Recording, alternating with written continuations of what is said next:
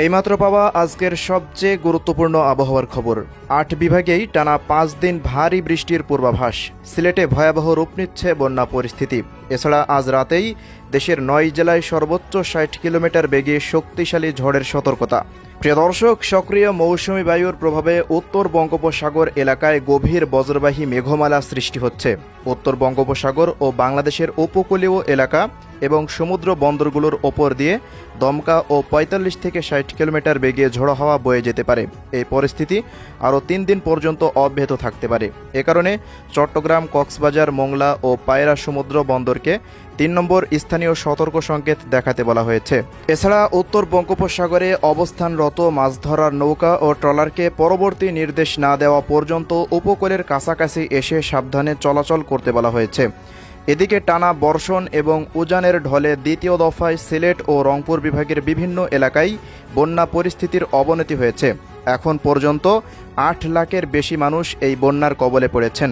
আর আশ্রয়কেন্দ্রে গেছেন প্রায় ২০,০০০ মানুষ। ২০২২ সালে যেভাবে সিলেটে স্মরণকালের ভয়াবহ বন্যা হয়েছিল, এবারের বন্যা সেই স্মৃতি মনে করে দিচ্ছে সিলেটবাসীকে। এমন অবস্থা আরও ২ থেকে ৩ দিন অব্যাহত থাকতে পারে। এদিকে আজ রাতের মধ্যে দেশের ৯ জেলায় তীব্র ঝড়ের আভাস দিয়েছে আবহাওয়া দফতর। জেলাগুলো হলো রংপুর, দিনাজপুর, বগুড়া, ময়মনসিংহ, টাঙ্গাইল, চট্টগ্রাম, কক্সবাজার, কুমিল্লা এবং সিলেট অঞ্চলের ওপর দিয়ে দক্ষিণ ও দক্ষিণ পূর্ব দিক থেকে ঘন্টায় ৪৫ থেকে ৬০ কিলোমিটার বেগে অস্থায়ীভাবে দমকা অথবা ঝোড়ো হাওয়া সহ বৃষ্টি ও বজ্রবৃষ্টি হতে পারে।